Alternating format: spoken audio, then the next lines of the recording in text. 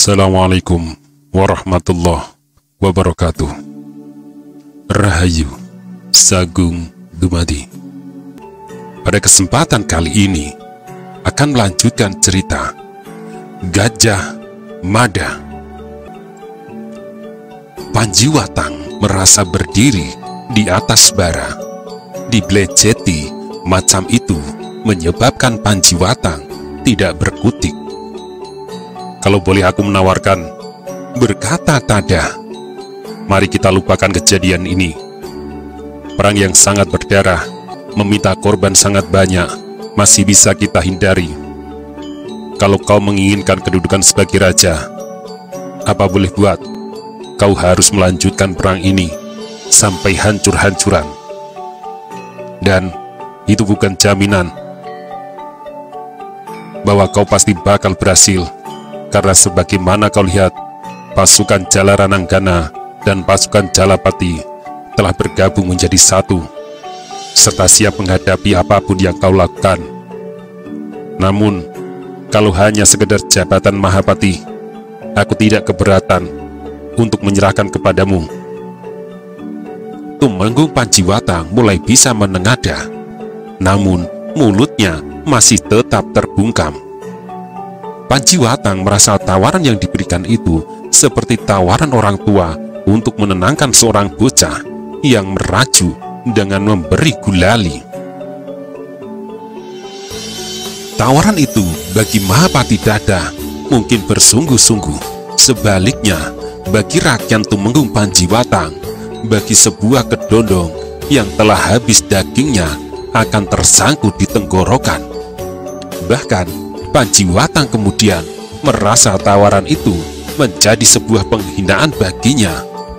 Panjiwatang bahkan merasa cincing-cincing klebus terlanjur basah dan harus diseberangi sekalian. Sebaliknya, bagi banyak sora, tawaran yang diberikan Mahapati Tada kepada Panjiwatang itu akan meretakkan dinding kepalanya. Bagi banyak sora, perebutan Panjiwatang yang berani melakukan tindakan makar itu layak mendapat ganjaran hukuman mati. Tidak ada hukuman yang layak diberikan kepada pengkhianat negara kecuali hukuman mati, digantung di alun-alun atau hukum picis di dekat pasar Daksina. Renungkan, Panjiwatang, lanjut Tada. Pertimbangkan kehancuran yang akan terjadi. Akan banyak janda menangisi suaminya, akan banyak anak menangisi bapaknya yang gugur di Palagan. Belum lagi para orang tua yang meratapi kematian anaknya. Juga akibat berantai dari kekacauan yang akan timbul jika perang tak tercegah. Perampokan dan pemerkosaan akan merajalela. Tada yang tua itu tersengal. Batalkan keinginanmu menggilas istana. Sebagai imbalannya, aku tidak akan keberatan menyerahkan jabatan Mahapati kepadamu. Sekaligus, aku memberi jaminan Sri Baginda tak akan mengutak-ngatik persoalan ini. Banyak sora juga tak akan mempersoalkan. Mereka tidak akan berani melakukan itu karena kau memiliki pasukan sekelas papan yang bisa kau agungkan menggilas mereka yang tidak sependapat denganmu. Atau jika kau tetap tidak mungkin mengubah keputusanmu, kurasa Tuanku Jayanegara tidak akan keberatan untuk lengser ke Prabon dan menyerahkan tahta kepadamu. Jika Tuanku Kertarajasa Jayawardhana hidup kembali ke dunia ini, beliau akan memenuhi keinginanmu, asal kau mampu membawa kesejahteraan bagi Wilwotikto. Semua akan memenuhi keinginanmu, asal perang yang melukai Wilwotikto ini bisa dihindari. Ucapan Tada yang mengalir seperti air bening di sungai itu rupanya mampu menyentuh perasaan Tumenggung Panjiwatang. Panjiwatang terlihat menahan gejolak yang mengharu biru dadanya. Apa yang selama ini tak terlihat olehnya karena terbungkus oleh keinginannya yang menggebu-gebu, akhirnya menjadi bahan renungannya. Pada akhirnya Panjiwatang bahkan merasa amat malu. Panjiwatang memerah, suaranya bergetar. "Mahapati Tada," ucap Panjiwatang dengan suara amat serak. "Bagaimana?" Tada tua melayaninya dengan sabar. "Aku mengaku bersalah," ucap Panjiwatang. Ada gerak melebihi gugurnya lereng gunung menerjang lembah. Banyak Sora sama sekali tidak mengira Panjiwatang mendadak berubah. Banyak Sora jadi tak mampu berbicara. Arya Tada senang karena upayanya mencegah perang akan membuahkan hasil. Tada yang telah berusia lanjut itu mendekati Tumenggung Panjiwatang dan menepuk-nepuk pundaknya. Diperlakukan seperti itu, Panjiwatang merasa isi dadanya makin berderak.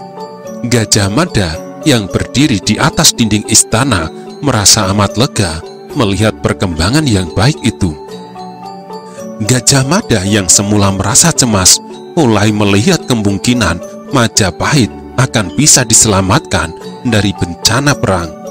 Untuk selanjutnya yang harus dilakukan adalah memburu biang keladi dari semua kekacauan. Rakuti. Tada memandang langit seperti mencari sesuatu di sana. "Marilah kita hindarkan Majapahit dari perang," Tada berkata. "Selanjutnya, tangkaplah biang keladi dari semua kekisuran ini. Petualangan Rakuti telah banyak menelan korban. Banyak prajurit gugur karena perbuatannya. Lebih dari itu, mulutnya yang culas itu menyebabkan persahabatan menjadi retak. Persaudaraan hancur karenanya." Banyak Sora dan Panjiwatang saling pandang. Meski keduanya masih belum berbicara, dua tumenggung itu bersepakat untuk menangkap Rakuti. Akan tetapi, tentu saja ada tidak senang melihat perkembangan seperti itu. Orang itu adalah Rakuti dan para Dharma Putra Winisuka. Dari jauh, Rakuti melihat. Dengan mulutnya yang oleh Rakuti dianggap berbisa, Tada berhasil melunakkan Tumenggung Panjiwatang. Jika perang itu bisa digagalkan, maka dirinya dan para Winisuka akan berubah menjadi tikus-tikus yang diburu anjing. Sungguh keadaan tidak menyenangkan. Rakuti tiba-tiba mengangkat busur. Gandewa itu telah direntang. 2 buah anak panah beracun telah disiapkan. Pada dasarnya Rakuti adalah seorang prajurit yang memiliki kemampuan olah kanuragan amat mumpuni. Rakuti juga mempunyai kemampuan membidik sasaran yang bergerak dengan hasil yang akurat. Rakuti yang marah itu segera melepas 2 buah anak panahnya. Anak panah beracun bisa ular itu melesat dengan sasaran Mahapati Arya Tada. Anak panah yang melesat deras itu menimbulkan suara mendesing dengan nada tinggi. Dari atas dinding renggol istana, Gajah Mada kaget melihat panah yang melesat cepat. Akan tetapi jaraknya yang sangat jauh menyebabkan bekal Gajah Mada tidak bisa berbuat sesuatu. Dengan cemas bekal Gajah Mada melihat apa yang akan terjadi tanpa bisa berbuat apa-apa. Adalah Tumenggung Banyak Sora yang melihat bahaya mendatangi Tada. Dengan cekatan, Banyak Sora segera meloncat mengayunkan pedangnya. Anak panah yang mestinya menghujani tepat di jantung Arya Tada itu berhasil ditepisnya. Melihat keadaan yang tidak terduga itu, Panjiwatang melenting. Namun, anak panah kedua melesat dengan garis lintasan mengarah pada tubuhnya. Anak panah beracun itu menyentuh lengannya. Anak panah itu tidak berhenti, tetapi terus melesat menghujam di lengan Banyak Sora yang berdiri pada lintasan garis lurus. Segenap prajurit dari kedua belah pihak kaget melihat perkembangan yang tidak terduga itu. Pada umumnya, para prajurit tak bisa menafsirkan dengan jelas apa yang terjadi. Yang mereka lihat adalah Panjiwatang dan banyak sora yang berjumpalitan. Keadaan itu segera memancing ketegangan yang semula sempat mereda. Rakuti yang melihat upayanya membuahkan hasil tidak menunda waktu memanfaatkan keadaan itu. "Serbu!" Rakuti berteriak. Ternyata teriakan itu sudah cukup mampu untuk menggerakkan kedua pasukan yang berhadapan-hadapan dan berada dalam kesiagaan yang sangat tinggi itu. Dengan berlarian, para prajurit dengan berbagai senjata serta umbul-umbul itu berlari menghambur menuju lawannya. Bekal Gajah Mada menggigil melihat perkembangan yang terjadi dan tidak terduga itu. Perang telah pecah karena ada pihak yang berhasil mengail di air keruh. Gajah Mada merasa yakin orang berperilaku pengecut yang telah melepas anak panah itu adalah Rakean Kuti. Aryatada gemetar menyaksikan perkembangan yang tidak terduga itu. Beberapa prajurit pengawalnya segera mengamankan orang kedua di Majapahit itu ke tempat yang terlindung. Banyak Sora dan Panjiwatang kembali saling berhadapan. Banyak Sora merasa kepalanya akan meledak melihat sikap pengecut yang dikiranya baru saja dilakukan pasukan Jalayuda. Demikian juga Panjiwatang. Pimpinan pasukan Jalayuda itu sangat marah melihat sikap perbuatan yang dikiranya baru saja dilakukan oleh pasukan Jalapati. Banyak Sora segera berancang-ancang untuk melakukan sebuah serangan. Sebuah tombak yang ada di tangan prajurit bawahannya dirampasnya. Dengan tombak itu, ia akan mengadu guna kesaktian Jaya Kawijayan melawan musuhnya. Namun, banyak Sora kemudian merasa ada sesuatu yang tidak wajar pada lengannya. Anak panah itu segera dicabutnya. Darah yang menetes tidak berwarna merah, tetapi kehitam-hitaman. Bahkan, racun pada anak panah itu mulai bekerja. Keringat bagai diperas dari wajah. Banyak Sora mendadak merasa mulai mengalami kesulitan bernafas. Sebaliknya, keadaan Tumenggung Panjiwatang tidak kalah buruk. Anak panah amat beracun yang dilepas Rakuti telah menyerempet lengannya. Sebagaimana yang dikatakan Ratanca yang meramu racun ganas itu, sebuah goresan kecil saja dari senjata beracun itu sanggup mengantarkan siapapun ke pintu gerbang kematian. Jangankan sebuah goresan yang langsung bersentuhan dengan darah, bahkan dengan menyentuhnya sudah membuka pintu gerbang untuk melongo wilayah kematian. Racun itu amat ganas. Rakyat Tumenggung Banyak Sora menggigil kesakitan, kemudian bahkan jatuh tertunduk. Matanya melotot kepada Tumenggung Panjiwatang yang pucat pasi. Seiring dengan darah yang mengalir merambati pembuluh, racun terbawa menjelajahi sekujur tubuh. Banyak Sora menjulurkan tangan berusaha menggapai, tetapi rasa sakit akibat racun yang amat ganas itu tidak bisa dilawannya. Banyak Sora sekarat. Keadaan Tumenggung Panjiwatang tidak lebih baik dari Banyak Sora. Racun yang menggores lengan kanannya mulai bekerja. Butiran darah di sekujur tubuhnya pecah oleh racun-racun itu. Sejenak kemudian, dari hidung dan telinganya menetes darah merah. Tidak berselisih lama dari apa yang dialami Banyak Sora, Panjiwatang jatuh tertunduk. Rakuti pun merajalela. Dengan mulus Rakuti mengambil alih kendali pasukan Jalayuda. Perintah-perintahnya segera mengalir mendorong pasukan Jalayuda yang melihat pimpinannya mati mengamuk sejadi-jadinya. Pasukan dalam gelar perang Garuda Nglayang itu segera mengambur menyerbu pasukan Jalapati dan pasukan Jalarananggana. Gajah Mada sangat cemas. Gajah Mada yang melihat Tumenggung Banyak Sora dan Panjiwatang sekarat telah sampai pada sebuah simpulan. Kedua tumenggung itu terkena anak panah yang sangat beracun. Ingatan Gajah Mada segera tertuju kepada Rakean Tanca, salah satu seorang dari Wenesuka yang memiliki kemampuan meramu racun tanpa tanding. Tanca tentu terlihat langsung atau tidak langsung dengan pembunuhan menggunakan anak panah beracun itu.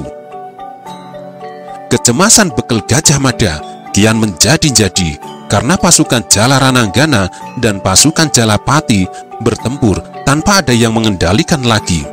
Perang yang terjadi kemudian menjadi perang berubuh menghadapi pasukan yang masih dalam ikatan.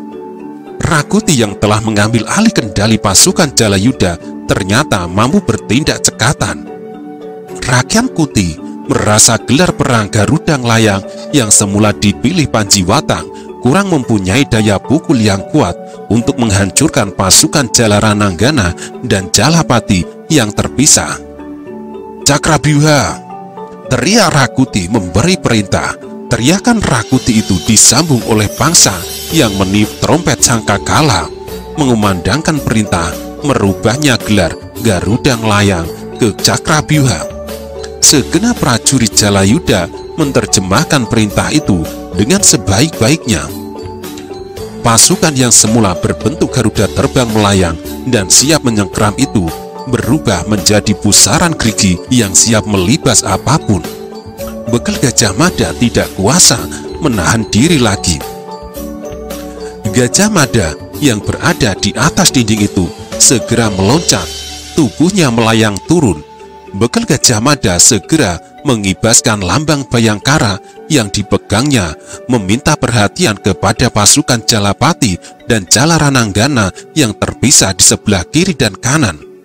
Lantang Gajah Mada berteriak, "Aku Bekel Gajah Mada, atas nama Mahapati Aryatada yang telah menyerahkan lencananya kepadaku, dengan ini mengambil alih kendali atas pasukan Jalapati dan Jalarananggana. Kedua pasukan aku perintahkan menyatu dan pasang gelar di Radameta."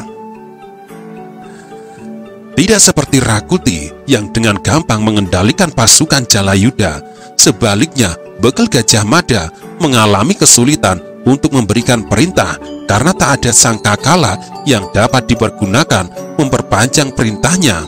Menyadari akan hal itu, Bekel Gajah Mada segera bergegas mendekati seorang prajurit yang memegang genderang dan sangkakala.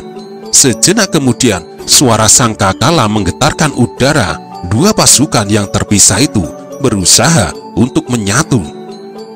Sayang sekali upaya yang dilakukan Bekel Gajah Mada itu terlambat. Pusaran gerak Cakrabyuha dengan cepat menerobos, mencoba menghalang-halangi pasukan Jalapati dan Jalarananggana yang akan menyatu. Bagai putaran cakra, pasukan Jalayuda mencoba menggilas lawan. Tak seorang pun yang tahu atau tidak seorang pun yang peduli kepada Tumenggung Panjiwatang dan Tumenggung Banyak Sora yang menghembuskan tarikan nafas terakhir. Bahkan kedua tubuh yang tergeletak beku itu terinjak-injak mereka yang berlaga. Bekel Gajah Mada yang mencoba mengambil kendali pasukan yang kehilangan pimpinan itu berusaha dengan sekuat tenaga untuk mengatur perlawanan. Aba-aba teriakan dan isyarat tabur diberikan untuk membendung banjir bandang Cakrabyuha. Keputusan Rakuti mengubah Garudang Layang menjadi Cakrabyuha serta upayanya membelah pasukan Jalapati agar tidak menyatu benar-benar membuat Gajah Mada kebingungan dan serba salah. Maka yang kemudian terjadi di halaman istana Wilwotikto itu benar-benar sebuah perang yang sangat berdarah. Bau anyir darah menyebar di mana-mana, di tingkah suara umpatan dan teriakan kesakitan. Suara bendi Kiai Samudra yang dipukul bertalu-talu untuk membakar semangat mereka yang berlaga makin melengking serasa akan memecahkan gendang telinga berbaur dengan suara genderang dan tambur. Awan hitam mulai menggantung di langit. Srijaya Negara yang oleh Bekel Gajah Mada untuk tetap berada di istana induk berjalan mondar-mandir. Namun kegelisahannya makin menjadi hingga kemudian tidak tertahankan lagi. Jaya Negara membuka pintu. Prajurit Bayangkara, Gagak Bongol dan Lembang Laut bergegas mendekat. Kedua prajurit itu telah mengetahui perkembangan terakhir yang terjadi di halaman istana. Bagaimana perkembangan di luar? Bertanya Jaya Negara.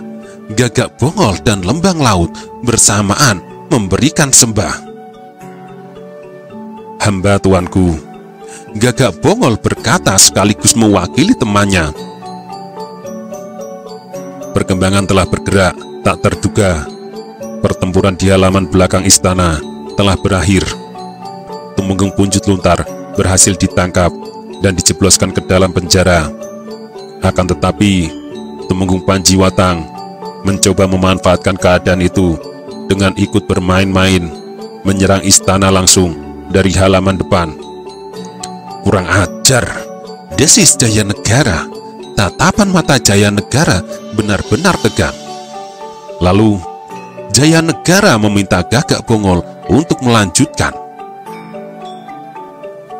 Rakyat Tumenggung Banyak Sora berhasil menyadarkan sisa pasukan Jalarananggana, kemudian menggabungkannya menjadi satu untuk menghadapi sepak terjang pasukan Jalayuda. Namun, Mahapati Tada muncul berusaha mencegah perang. Rakyat Banyak Sora dan Panjiwatang dipanggil dan didamaikan. Upaya itu hampir saja berhasil, tetapi tiba-tiba melesat anak panah beracun yang membunuh Tumenggung Panjiwatang dan Banyak Sora sekaligus. Kini, Kakang Gajah Mada mencoba mengendalikan pasukan Jalapati dan Jalarananggana menghadapi petualangan Rakuti.